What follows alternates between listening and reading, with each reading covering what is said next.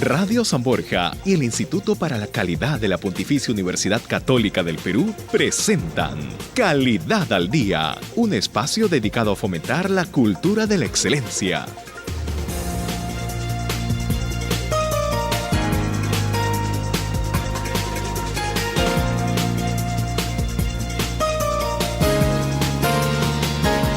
Hola, ¿qué tal amigos? ¿Cómo están? Bienvenidos y bienvenidas, como siempre, a este espacio que les propone el Instituto para la Calidad de la Pontificia Universidad Católica del Perú. Este es un espacio que cada miércoles abre sus puertas, gracias por supuesto a la generosidad, al espacio que nos otorga Radio San Borja, los 91.1 líder en peruanidad. Quiero recordarles algunas cosas antes de comenzar programa. Primero, que nos pueden seguir ustedes a través de www.radiosanborja.com. Nos pueden ver ustedes a través de televisión en vivo en la página web de Radio San Borja o también a través de radio por internet. Por supuesto que siempre habrá el mecanismo habitual y tradicional de la radio, pero en fin, les planteo esas opciones por si ustedes quieren hacer uso de ellas. Quiero comentarles también que como cada miércoles a esta hora lo que buscamos en Calidad al Día es la posibilidad de hablar de temas que estén ligados al mundo de la calidad, que son los temas que el Instituto maneja, desarrolla desde un ámbito académico. Y eso significa traer a esta mesa de conversación temas como la innovación, la calidad, la acreditación, la certificación, la estandarización, la necesidad de mejorar procesos todo el tiempo, justamente buscando calidad para ser más competitivos en todos los ámbitos de la vida. No solamente en lo económico, que ya de por sí es importante y puede marcar un diferencial en la vida de los ciudadanos de un país, sino también en la calidad de vida de uno, en la forma como uno entiende su propio desarrollo personal. Así que les aconsejo, les recomiendo que se queden con nosotros porque el programa hoy día va a estar sumamente interesante. Hoy día vamos a hablar de varias cosas. Primero vamos a hablar del acuerdo de asociación Transpacífico, el Trans-Pacific Partnership, el TPP, que agrupa a 12 países del Foro de Cooperación Económica Asia-Pacífico, APEC. Es un foro con 21 miembros. Perú es parte de él. ¿Qué significa en términos de la economía de nuestro país ser parte de este bloque? ¿Qué importancia tiene? ¿Dónde nos coloca? Siendo una economía pequeña al costado de los monstruos que están ahí metidos, ¿cuál es el rol que jugamos? ¿Cómo nos movemos en ese partido? Bueno, de eso vamos a hablar en el programa en un instante aquí en Calidad al Día. Más adelante hablaremos de la formación de los maestros y para ello recurriremos a la experiencia de Finlandia. Haremos y estableceremos un enlace telefónico con representantes de Finlandia que están en nuestro país trabajando con la Universidad Católica y desarrollando esquemas formativos para los profesores. Interesante, ¿no? Lo que llamaríamos nosotros capacitación, de alguna manera, ellos hablan de formación docente. Así que vamos también a ocuparnos de ese tema más adelante. Y luego nos ocuparemos de una preocupación y es la caída en las exportaciones. Hay algunos signos que muestran elementos de debilidad en nuestra economía, todavía son aparentemente menores, pero hay alertas en torno a ello y bien valdría la pena mirarlos con atención, sin alarmismo, pero con seriedad, por supuesto. Bueno, ese es el menú para hoy. Están todos invitados, bienvenidos al programa, hacemos una pausa breve y seguimos aquí en Calidad al Día.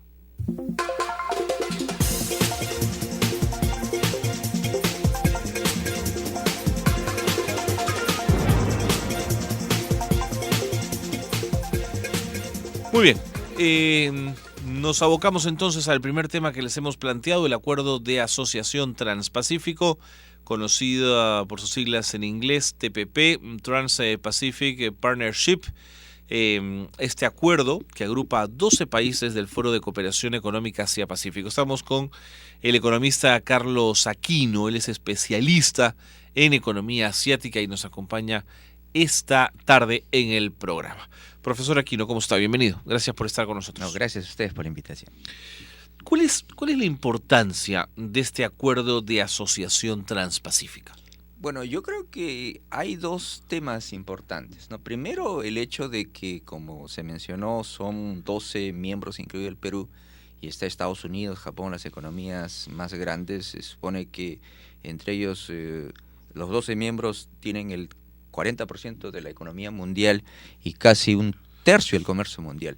Pero lo otro que creo que es más importante es que este acuerdo de concretarse, se está negociando, sería el acuerdo más completo porque no dejaría casi ningún sector fuera. El Perú tiene muchos TLCs, ¿no? De hecho tenemos incluso tratados de libre comercio con algunos de ellos, pero siempre hay excepciones, siempre hay sectores que se han dejado fuera de la competencia, se ha protegido.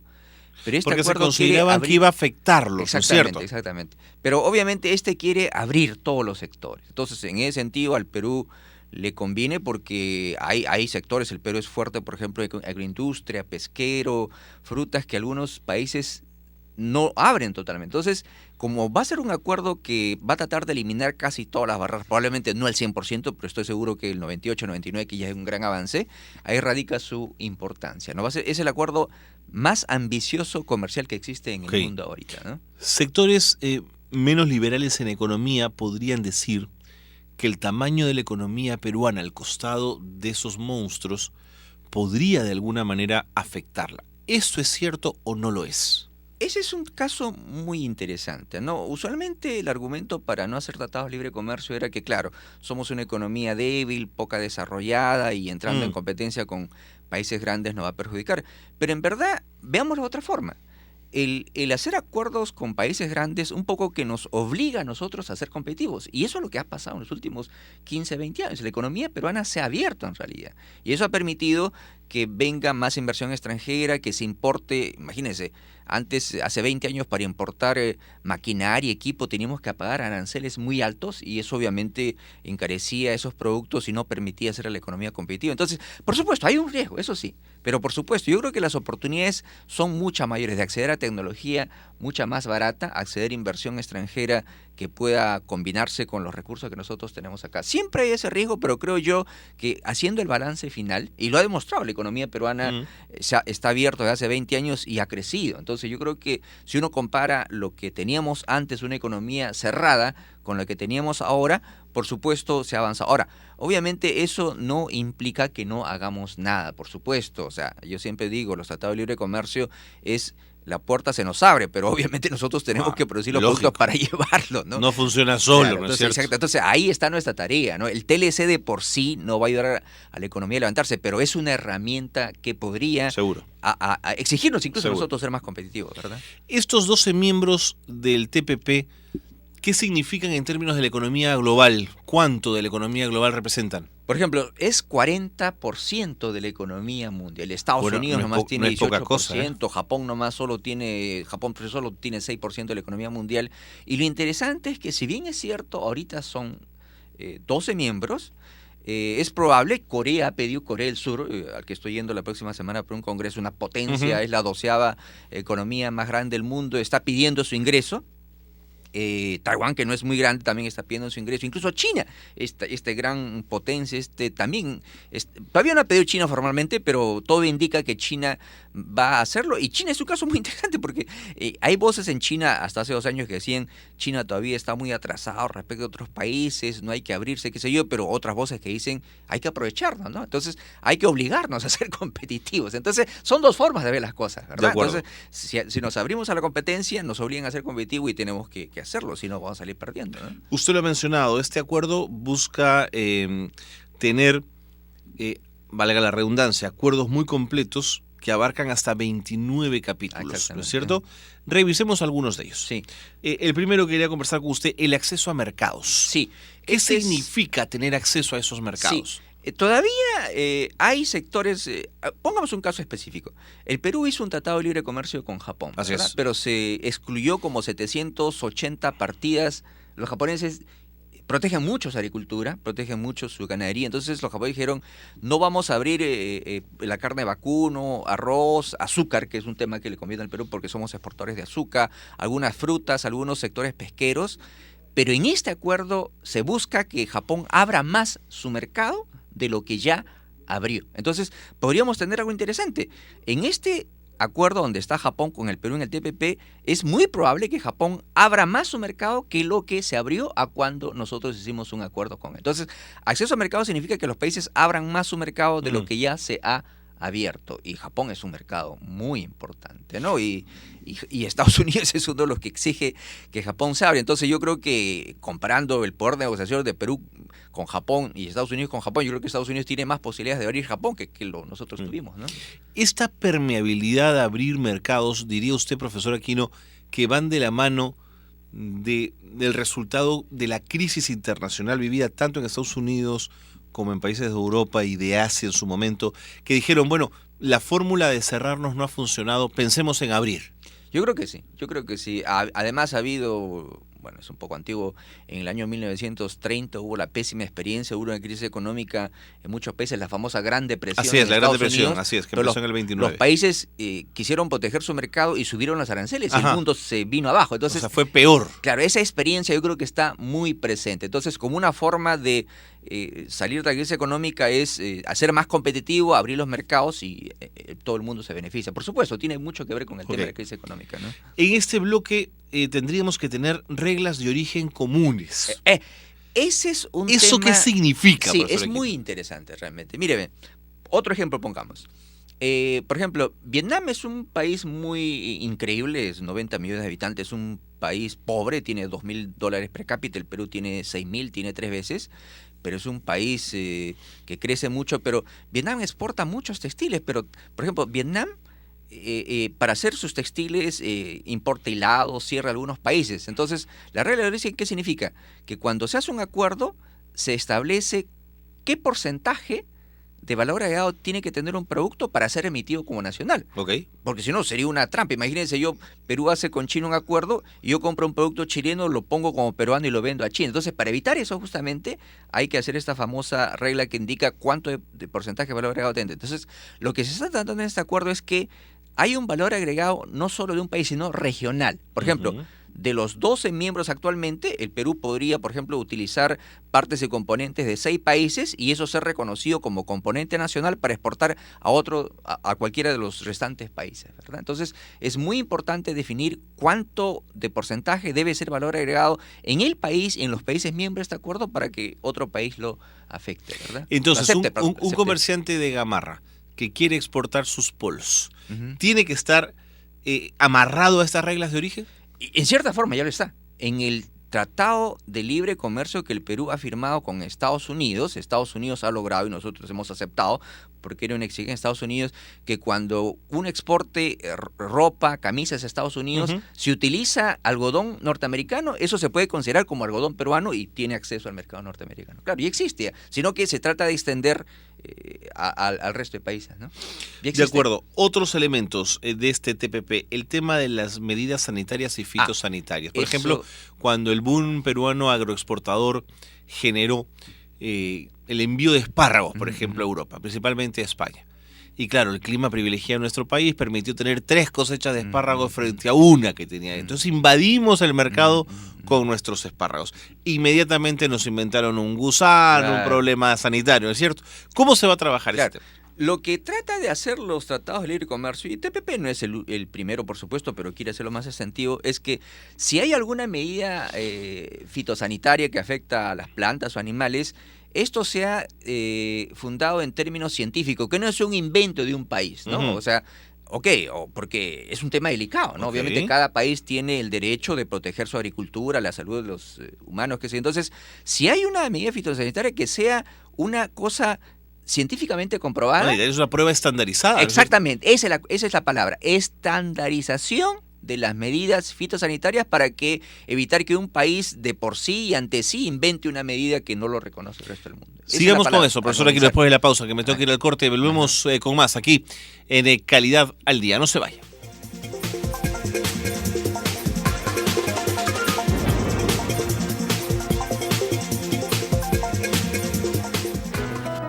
Tips para la calidad. Pensar positivo es calidad. Ya volvemos con Calidad al Día. En 1945, la Organización de las Naciones Unidas declaró el 8 de marzo como el Día Internacional de la Mujer. Esta celebración se remonta a 1857, cuando se organizan los primeros sindicatos de mujeres trabajadoras que exigían la mejora en sus condiciones laborales y el respeto a sus libertades individuales. Radio San Borja, líder en peruanidad, saluda a la mujer peruana en su día. De lunes a viernes a las 5 de la tarde. Emprendedores por Lima. Propuestas y actividades de emprendimiento. Historias de éxito y especialistas en temas empresariales. Emprendedores por Lima con Moisés Mieses. Porque aquí demostraremos que Lima es una ciudad de emprendedores. Porque comer en el Perú es sentir aromas, disfrutar sabores, conocer productos fabulosos y exóticos. Radio San Borja, líder en peruanidad, orgulloso de contar con la marca Perú. Continuamos con Calidad al Día. Tips para la calidad.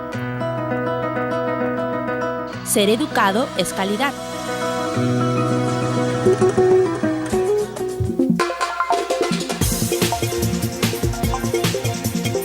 Seguimos en el programa 4:17, estamos en Calidad al Día, el programa de radio del Instituto para la Calidad de la Pontificia Universidad Católica del Perú. Estamos en cabina, estamos conversando esta tarde con el profesor Carlos Aquino. Él es economista, especialista en economía asiática. Estamos hablando del acuerdo de asociación transpacífico, el Trans-Pacific Partnership, que agrupa a 12 países del Foro de Cooperación Económica Asia-Pacífico, APEC. Y estamos analizando las ventajas y desventajas, por supuesto, de esta participación en este TPP. Me estaba usted contando de las medidas sanitarias y fitosanitarias. Y tiene usted razón, es decir, en la medida en que no hay arancel, la única forma en la que los países podrían ir previniendo la invasión de otros productos que pudiesen ser más competitivos es inventándose situaciones o problemas en el comercio. Claro, eso, ¿no? Entonces inventan excusas o inventan razones sanitarias que no está estandarizado, que no está reconocido en otros países, ¿no? El otro tema también de los famosos obstáculos técnicos al comercio, ¿no? Por ejemplo, dicen, no, tiene que ser, la letra tiene que ser de ese tamaño, o el color debe ser de ese tamaño, ya son detalles, o la digamos. botella tiene que ser de ese tamaño. Eso no debe ser, pues, si está. Ahora, lo que sí es válido, obviamente, es que, por ejemplo, clarifique en la etiqueta qué productos tiene, qué químicos utiliza. Eso sí es valedero. Pero fijarse en el detalle, en el color, en el tamaño, eso obviamente es un invento para impedir que el producto entre al país, ¿no? De acuerdo. ¿Qué ocurren con los temas de propiedad intelectual? Ese es un tema muy interesante. En realidad, muchos creen que, los que critican, por ejemplo, este TPP, creen que en realidad eso está queriendo Estados Unidos. Porque claro, Estados Unidos hay que reconocer que en realidad es un país que en productos de consumo masivo produce muy caro, entonces no tiene mucha ventaja comparativa, pero es un país que innova mucho, tiene muchas tecnologías, muchos inventos y obviamente quiere proteger esos inventos, quiere proteger las patentes, ¿verdad? Entonces, acá hay un tema muy complicado. Se dice que Estados Unidos quiere alargar las patentes demasiado años y eso podría perjudicar a otros países. Entonces es un tema de negociación. Pero yo creo que incluso el Perú aquí tendría razón, porque nosotros cada vez estamos creando nuevos temas, creando nuevas cosas. Por ejemplo, pongo un tema específico. El Perú tiene muchos productos en la selva originarios, ¿verdad? Sí. Entonces, eso se puede patentar eso en el mundo. ¿seguro? Entonces, si no está protegido eso, obviamente un país lo puede copiar y nosotros saldríamos perdiendo. Entonces, yo creo que ahora quizás, claro, como no tenemos muchos inventos ahorita, alguien dirá, bueno, el Perú que no le interese que las patentes se protejan, pero yo creo que el Perú tiene muchas cosas que podría en el futuro crearse y sería bueno que haya un sistema que proteja la invención. Además, la protección de la invención es un incentivo para que uno pueda desarrollar. Si uno ve que no desarrollan o no se protege su invención, obviamente no hay ningún incentivo para hacer esto, ¿no?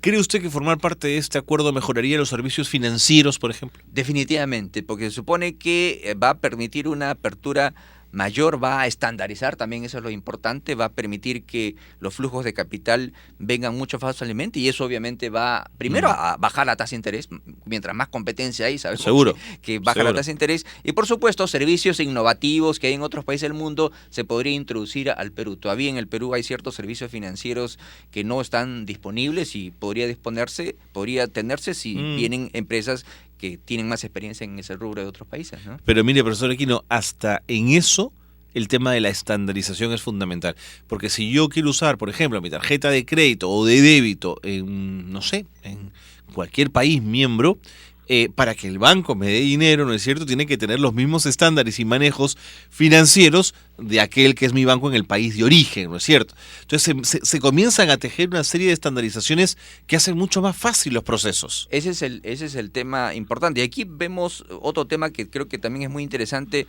Por ejemplo, uno de los capítulos creo que más interesantes que hay es las famosas compras gubernamentales.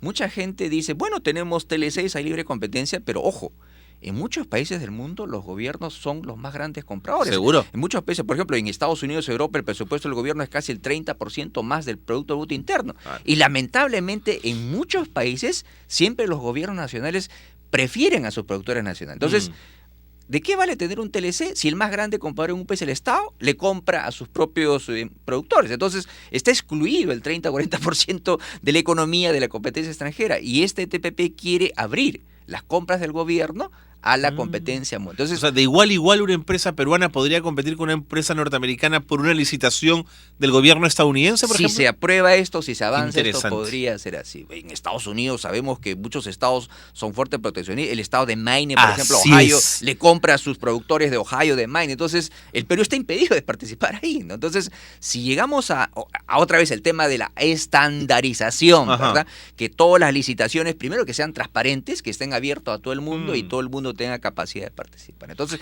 este tema es muy importante. Pero necesitas a productores locales con un chip con respecto a la economía en términos de liberalización muy importante. Que hay que trabajar ya la cultura, digamos, claro, de entenderla así, ¿no? Como comentábamos, el TPP abre las puertas, pero obviamente para producir esto, primero necesitamos ser innovativos y segundo, que es muy importante, especialmente en el caso de Asia, porque la mayoría de los miembros son Asia. ¿Quién conoce mejor el mercado asiático que los propios asiáticos? ¿Verdad? Asociarnos con ellos, aliarnos con ellos, como ya lo ha hecho Chile, hemos comentado en una oportunidad también. Entonces, hay que abrir las puertas a la inversión también, justamente ese es otro tema. El tema de la inversión también es un tema muy importante acá, ¿no? Se supone que posibilitar que capitales vengan, pero obviamente el Perú tiene que tener una agenda, ¿no? El Perú yo creo que aquí tiene muchas tareas. Si queremos realmente hacer inversión extranjera, tenemos que mejorar la infraestructura de transportes, portuaria está colapsando porque el Perú está creciendo más que cualquiera de nosotros se hubiera imaginado, ¿no? En el Callao también el aeropuerto prácticamente está llegando a un pico donde ya no puede ingresar más gente, ¿no? Seguro. O el tema de la educación, que es un tema fundamental, tener mano de obra capacitada que pueda producir los bienes que demanden los mercados extranjeros, ¿no? Me ha hecho usted acordar hace algunos años, en el año 2002, si la memoria no me falla, escuché al presidente de lo que sería la CONFIEP española, que le decía a un grupo de periodistas peruanos, bueno, si ustedes quieren invertir aquí en España, lo que tienen que buscarse es un aliado, un socio español, ¿no es cierto? Pero claro, ya nos obligaban a buscarnos un socio local, lo cual no es una mala idea en términos de algunos negocios, pero si tú puedes y tienes la posibilidad de entrar a un mercado, analizarlo y conocerlo y entrar solo para maximizar tus beneficios, este es un espacio que lo permitiría, profesor Aquino. Claro. No, y eso es interesante, porque incluso nosotros compartimos muchas cosas con España, la idiosincrasia, el idioma. Si incluso para España, Latinoamérica se supone que es un país que conoce mucho, ellos han visto conveniente aliarse, ¿qué será para nosotros en China, en Corea, que no conocemos ni su idiosincrasia, ni su idioma? Con mucha mayor razón. Ya lo he repetido creo varias veces. Si uno analiza los casos de los países que han sido exitosos vendiendo a Japón, los chilenos tienen ahí, es porque se han asociado con japoneses. O sea, Asia es muy complicado, Asia es muy diferente de Europa, Estados Unidos. Hay muchos exportadores que venden cosas muy buenas a Europa, Estados Unidos, piensan que eso mismo va a funcionar en Asia. No funciona definitivamente. ¿Cómo hace hoy día, por ejemplo, un importador peruano para traer productos de China? En pocas palabras, cuál es el mecanismo, el proceso que debe seguir? Bueno, ahí hay varios mecanismos, ¿no? Aunque tiene sus riesgos, ¿no? Una cosa, por ejemplo, hay muchos buscadores, por ejemplo, Alibaba, por ejemplo, es lo más conocido. De acuerdo, ¿verdad? Por ejemplo.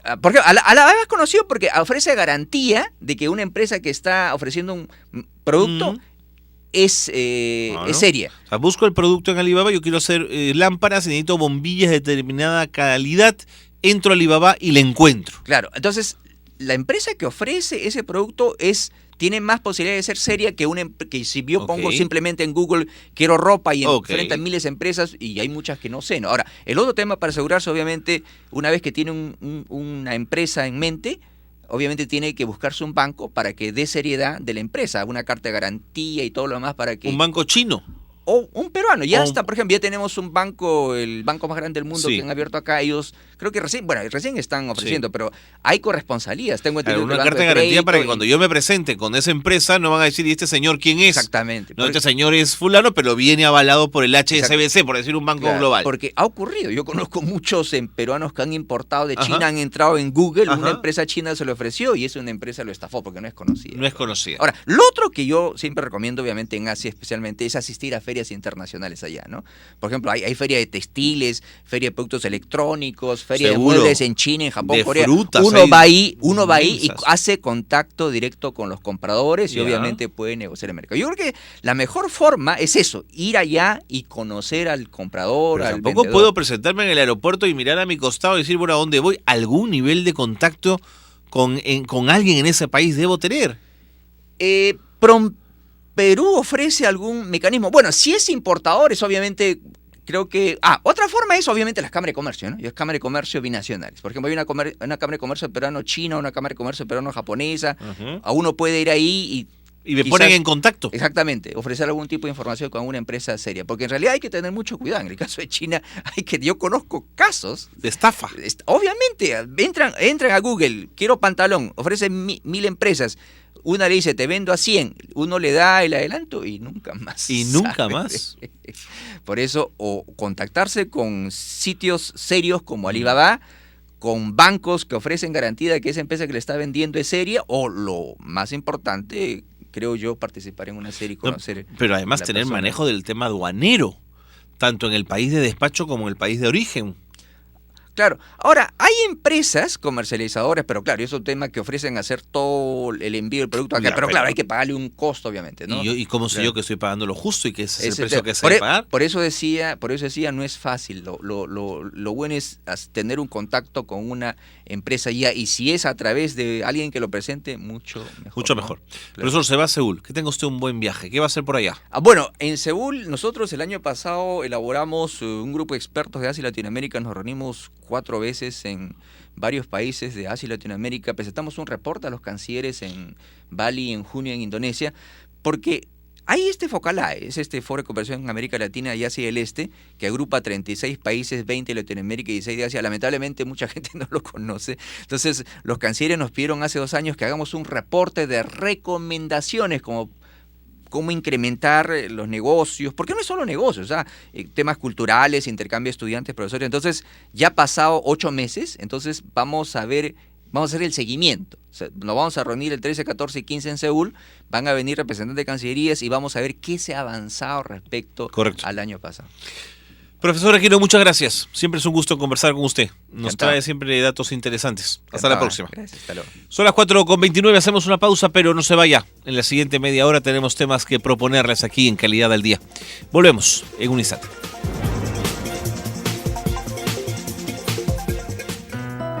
Tips para la calidad. Ser organizado es calidad. Ya volvemos con Calidad al Día. 91.1 FM, Radio San Borja Identidad. 91.1 FM, líder en peruanidad.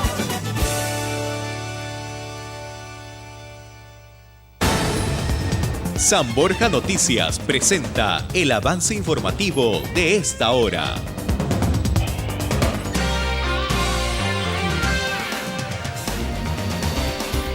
Buenas tardes, aquí las informaciones. El colegiado B de la Segunda Sala Penal de Reos en Cárcel establece delitos de homicidio y disturbios contra el David Loco David y el Cholo Payet por arrojar de un palco al aliancista Walter Ollarse. El 20º Juzgado Penal de Lima declaró improcedente al habeas corpus presentado por los dirigentes de la parada contra su cierre definitivo. El presidente de la Comisión de Energía y Minas, Agustín Molina, pidió en la OCMA investigar al presidente de la Corte Superior de Madre de Dios por la destitución de un juez. En noticias internacionales desde Caracas, Venezuela, el presidente de Nicaragua, Daniel Ortega, exhortó a los venezolanos a propiciar el diálogo, pues la violencia no lleva a ningún lado. En los deportes, ante la sentencia por la muerte del nazista Walter Oyarce, la trinchera norte de Universitario de Deportes indicó que las pruebas indican accidente. La hora 4 de la tarde, 30 minutos. La ampliación de estas y otras noticias usted las podrá encontrar en nuestra página web www.radiosanborja.com. Siga en sintonía de San Borja 911, líder en peruanidad.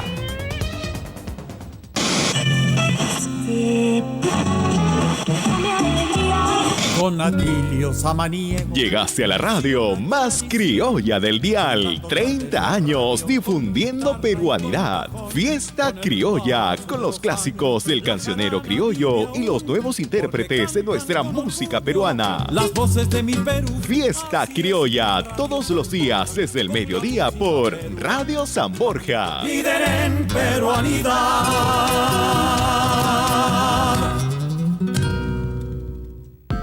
Radio San Borja es noticias, deportes, cultura, entretenimiento, música, consejos, peruanidad. Escúchanos en los 91.1 FM y en nuestra página web www.radiosanborja.com. Radio San Borja, la radio líder en peruanidad. Continuamos con Calidad al Día.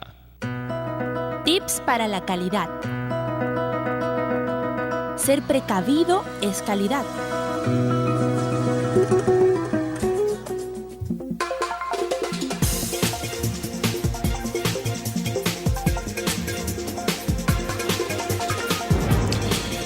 Muy bien, seguimos con el programa y les habíamos comentado que nos íbamos a ocupar ahora de un proyecto muy interesante, un proyecto conjunto con la Pontificia Universidad Católica del Perú y la Red Peruana de Universidades, que busca apoyar los esfuerzos del Perú por mejorar la formación de sus maestros en la escuela. Y para eso la Universidad de Helsinki está colaborando en la formación de maestros en Lima. Estamos enlazados telefónicamente con Päivi Virtanen, espero haberlo pronunciado bien, representante de la Universidad de Helsinki, y que nos va a contar en qué consiste este esfuerzo. Señor Virtanen, bienvenido, gracias por estar con nosotros. Buenos días. Señora Virtanen, gracias por acompañarnos. Cuéntenos en qué consiste este proyecto conjunto con la Universidad Católica. ¿En qué consiste?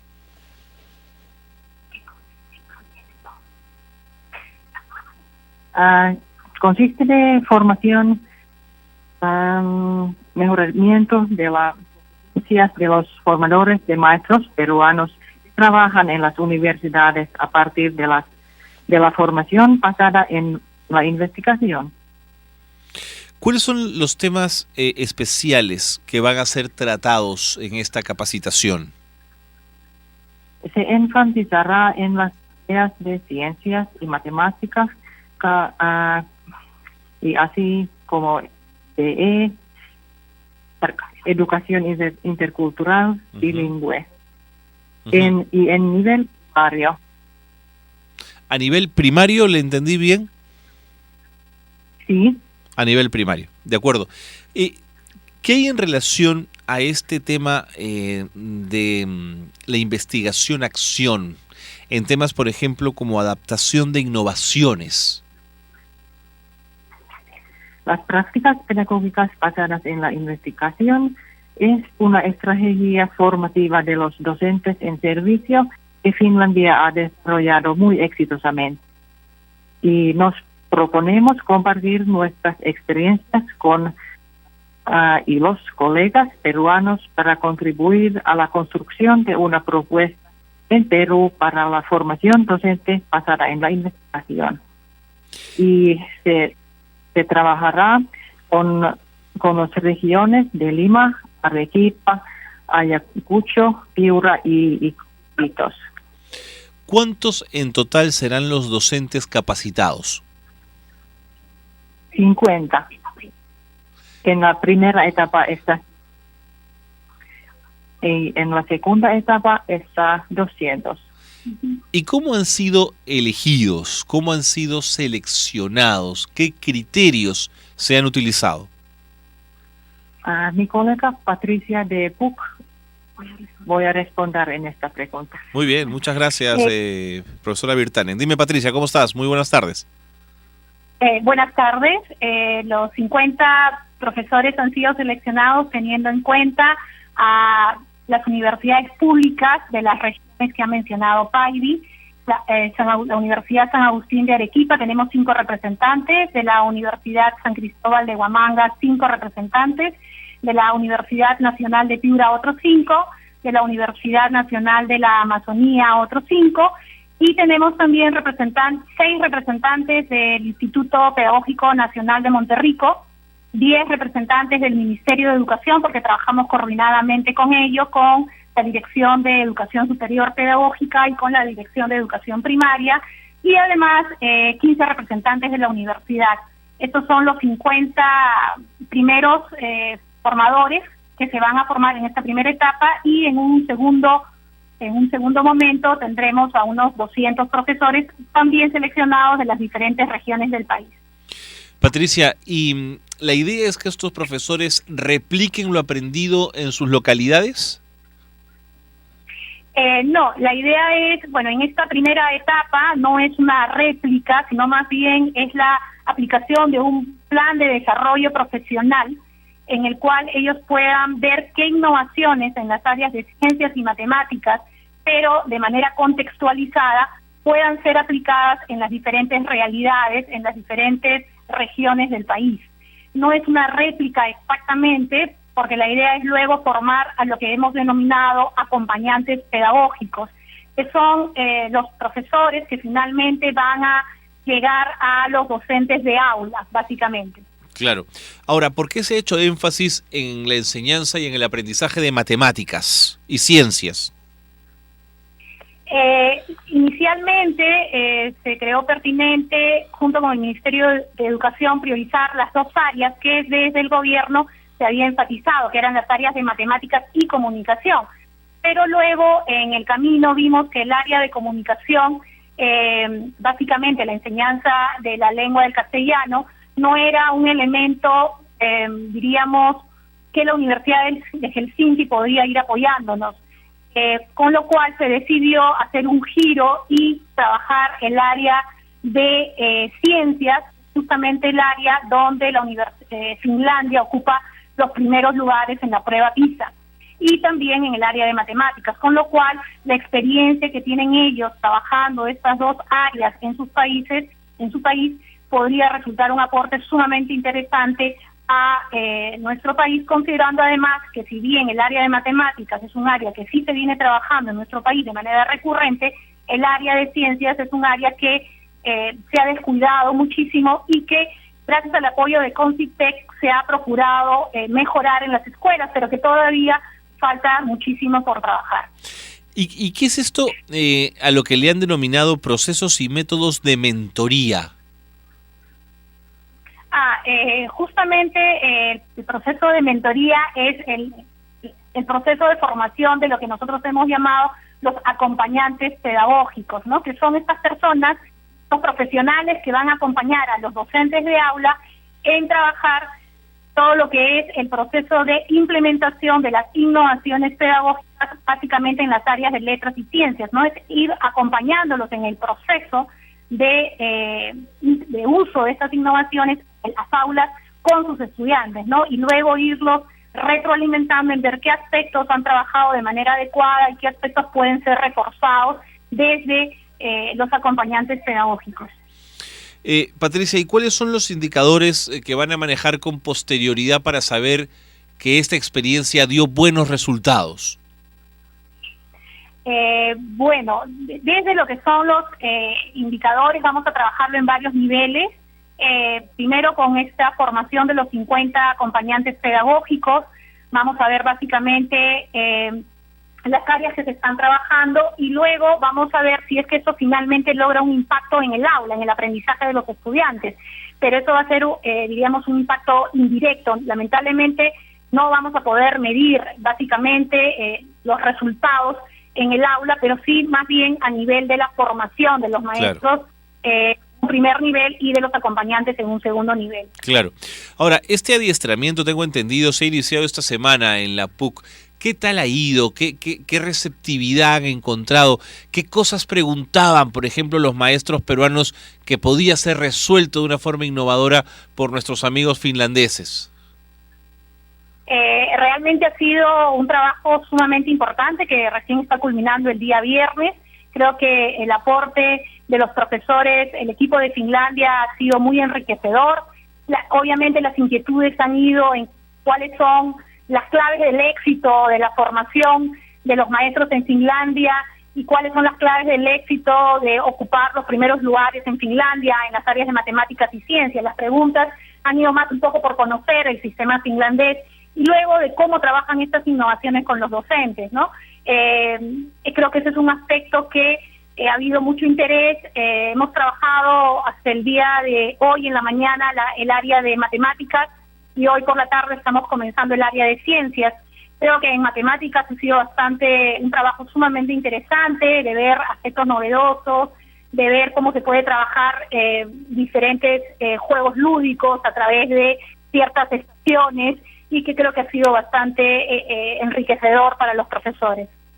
Y en tu experiencia, Patricia, y a partir de lo que te han comentado los profesores participantes en esta semana de trabajo, ¿te parece que lo que nos han contado los amigos de Finlandia es replicable, es posible, o estamos hablando de realidades tan diferentes que no es posible amalgamar la propuesta que nos traen ellos? Es que efectivamente son dos realidades totalmente diferentes. Desde la formación del maestro, creo que es el punto de partida. La formación docente inicial es totalmente diferente entre la realidad de Finlandia y la realidad nuestra, que hace totalmente diferente la formación en servicio.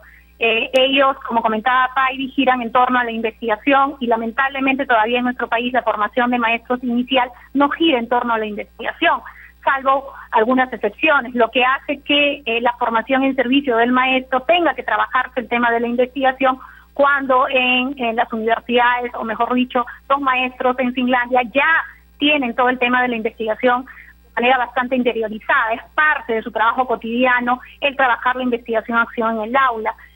Yo creo que esa es una gran diferencia, y la idea no es replicar un modelo muy exitoso, porque no solamente la formación del maestro, sino que el contexto cultural, el contexto histórico es totalmente diferente, y la idea es aprender las buenas prácticas del trabajo que realizan allá y ver de qué manera podemos aprender esas buenas prácticas y poderlas contextualizar a nuestro país e incluso a las diferentes regiones, porque cada región tiene sus propias particularidades, tiene su propia riqueza, y por lo tanto la idea es ver de qué manera podemos aprovechar mejor estas enseñanzas y poderlas ver, ¿no? Patricia, la propia valoración en Finlandia del docente es abismal, ¿eh? Sí, yo creo que ahí Paivi puede ayudar en esta respuesta de ver cómo de Finlandia a los profesores. Adelante, pásame con Paivi, Patricia. Perfecto, ahí está Paivi. Muchas gracias. Paivi, por favor, cuéntanos. Todos los maestros en Finlandia tienen el nivel de maestría, lo que implica autonomía para el desarrollo de trabajo investigativo. Y en Finlandia, para poder estudiar, para ser maestro, debes tener calificaciones muy, muy altas. Solo los mejores logran ser maestros. Y también los maestros son altamente respetados en la sociedad y sus salarios son buenos, casi como doctores. Esa era mi pregunta, Paivi, el tema de la valoración social. ¿Cómo la sociedad mira a sus maestros? Con respecto a la sociedad, valoración del maestro, cómo lo reconocen al maestro, and how you recognize the teacher in the society. Le están doblando a Paivi para que nos ayude. How the society of Finland recognize the teacher. I don't know. Es que el castellano es complicado, ¿eh? Perdón, pero no puede ampliar esto, resultados en la sociedad. Quiere saber más. Bueno, por ejemplo, nada. Sí. En la sociedad, si hay algún problema con adolescentes o jóvenes o niños, puede ser preguntar los maestros. Correcto, hay cercanía con ellos, entiendo lo que me planteas, Paivi. Bueno, nada, muchísimas gracias, Paivi, por estar con nosotros, por habernos ayudado a conocer un poco más la realidad de la educación en Finlandia y a compartirla con los docentes peruanos. Muchísimas gracias. Muchas gracias. Y gracias también, Patricia, a ti por haber estado con nosotros. Un abrazo. Muy bien, muchísimas gracias y hasta pronto. Hasta pronto. Era Patricia Escobar, docente de la PUC, y al final la pregunta a Paivi le resultaba compleja por su traducción del castellano al inglés y en fin, y luego al finlandés. O finés, como también se dice. 4:46, hacemos una pausa.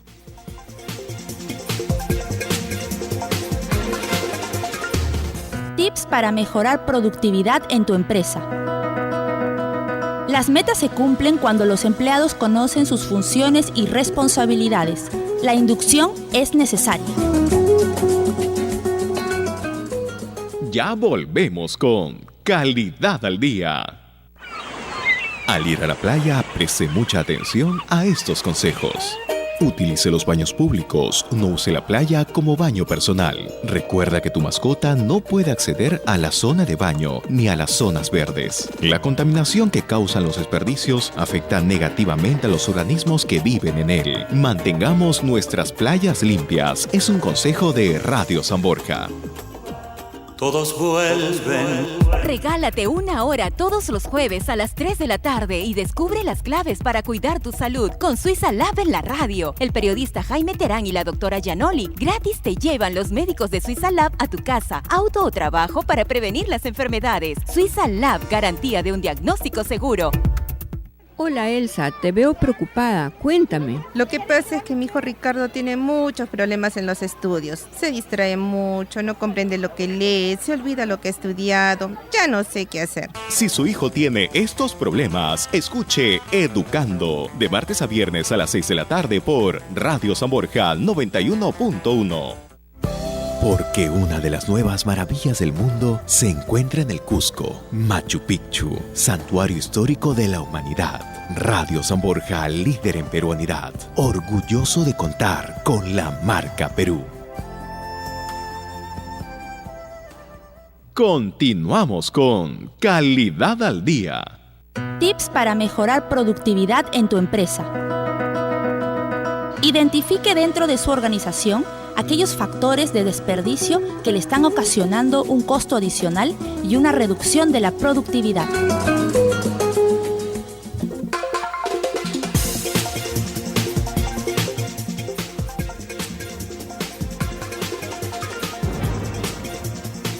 Muy bien, seguimos en el programa, son las 4:49 y corresponde ahora hablar de un tema que nos preocupa a todos, que es la caída de las exportaciones, y nos preocupa a todos porque significa que impacta en la economía, por supuesto en la de los exportadores primeros, pero en el resto del país también, en la medida en que hay menos exportaciones, hay menos mano de obra empleada y una serie de distorsiones que hacen que sea más difícil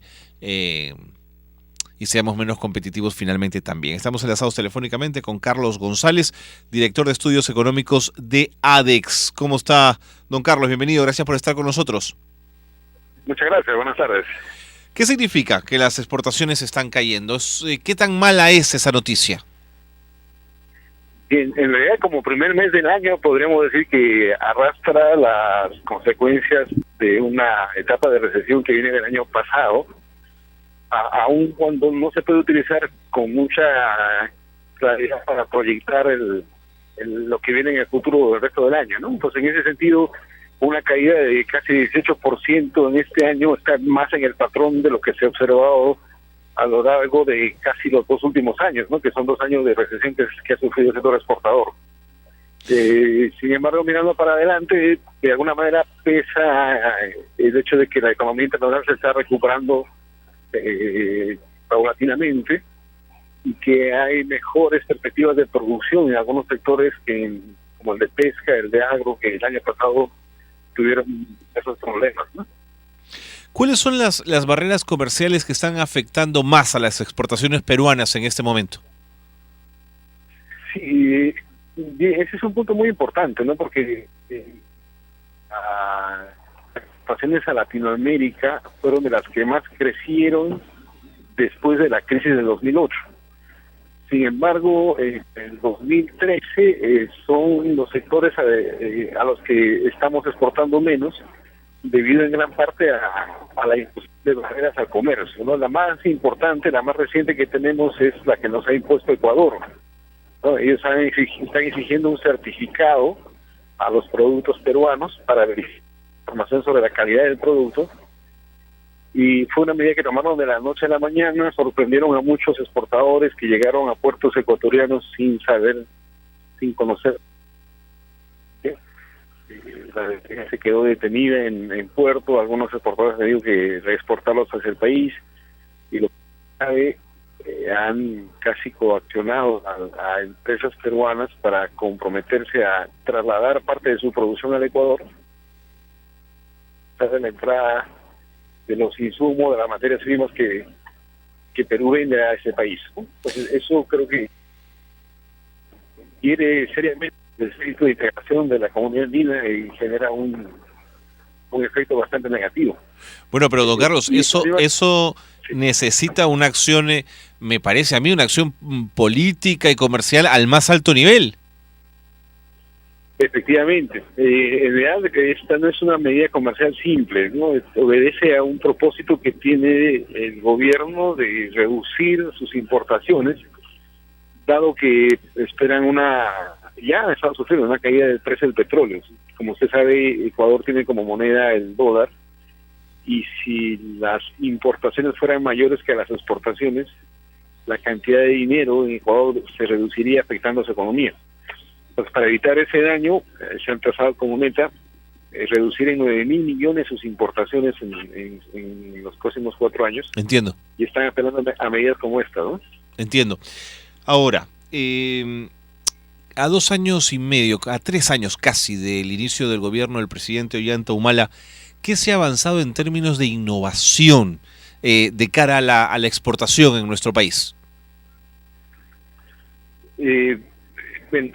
Ese es un punto también bastante sensible. Lo que necesitaríamos nosotros es tener un sistema nacional de la calidad que facilite y que promueva la mejora de la calidad de los productos. Nosotros no tenemos un sistema como ese, como lo tiene México, como lo tiene Chile, y eso hace que la calidad o la mejora de la calidad sea básicamente fruto de un esfuerzo empresarial casi aislado, ¿no? O sea, no hay una política de innovación. Recientemente ha salido un incentivo de que todos los gastos en innovación puedan ser deducibles del impuesto a la renta, pero se está reglamentando esa ley, pero en términos prácticos todavía no hay una política que esté funcionando e incentivando esa actividad, ¿no? Y los indicadores y las cifras que tienen ustedes de las exportaciones, entendiendo que la medición reciente todavía puede estar arrastrando datos del año pasado, ¿son optimistas en este 2014 o no tanto?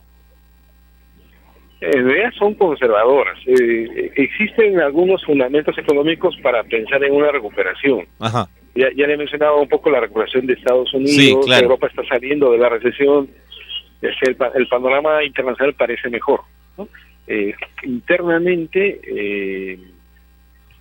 el sector pesquero empieza con buen pie porque hay más recursos hídricos. Han tenido en enero un crecimiento, la línea de pescado cerca de 260%, un crecimiento espectacular. Ajá. Y la no tradicional para consumo humano cerca de 38%, o sea, promete mucho el sector pesquero. Agro es un sector que se ha mantenido sólido en todos estos años de crisis, es el único que ha crecido y se va a mantener en esa línea con un crecimiento de 15-16%. Minería tiene una perspectiva de precios relativamente estables con una tendencia a la baja, pero hay proyectos que estarían empezando a producir y eso podría permitiéndose una mejora por el lado de volúmenes. Claro, claro. Y el resto de la industria no tiene un buen perfil, porque se compite con la industria de países emergentes que son mucho más eficientes, más competitivos. Y por otro lado, en el plano interno se va sintiendo efectos de sobrecostos en el lado laboral, leyes como la seguridad, etcétera, que le van generando más y más costos y haciéndolos menos competitivos. Entonces el perfil de la industria es un poco más sombría en el futuro, ¿no? Señor González, gracias por habernos atendido esta tarde y por habernos traído estas noticias. Ojalá que sea un buen año el 2014 para la exportación en nuestro país. Muchísimas gracias. Gracias a ustedes. Muy buenas tardes. Hemos estado con Carlos González, director de Estudios Económicos de ADEX. 4:56 de la tarde, no nos queda mucho tiempo, pero quiero contarles algunos detalles. El Instituto para la Calidad les ofrece algunas diplomaturas. Tengo una en estudios de sistemas de gestión de la calidad, medio ambiente, seguridad y salud ocupacional. Es una mención muy interesante que ofrece el instituto y que inicia el 15 de marzo. Ya no queda mucho tiempo. Hay que estar atentos. Hay una diplomatura también de especialización avanzada, gestión, mejora y rediseño de procesos. El 19 de marzo también comienza dentro de muy poquito. Los teléfonos del instituto, el 626-2260 y el 626-7615. La web www.calidad.puc.edu.pe. Bueno, nos vamos. Galo Flores ha estado en la dirección periodística del programa, Gino Bardalagos en los controles. Cualquier error técnico es su responsabilidad. Y Carlos Cornejo en la conducción los han acompañado. Nos vemos el próximo miércoles. Radio San Borja y el Instituto para la Calidad de la Pontificia Universidad Católica del Perú presentaron Calidad al Día, un espacio dedicado a fomentar la cultura de la excelencia. Los esperamos el próximo miércoles a las 4 de la tarde, aquí en Radio San Borja 91.1, líder en peruanidad.